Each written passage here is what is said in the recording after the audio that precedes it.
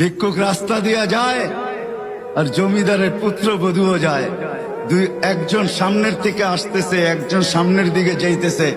দুইজনের ক্রসিং এর সময় ভিক্ষুকের গায়ের কাদা জমিদারের পুত্রবধূর গায়ে লেগে গেছে।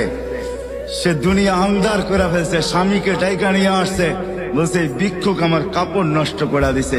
সে শুধু ভিক্ষুক ছিল না, বৃদ্ধ ছিল। বৃদ্ধ ছিল না শুধু, জীর্ণ ছিল, শীর্ণ ছিল, শরীরে কাপড় ছিল না, ফাটা চিরা কাপড় ছিল, পায়ে জুতা ছিল না, পেটে ভাত ছিল না।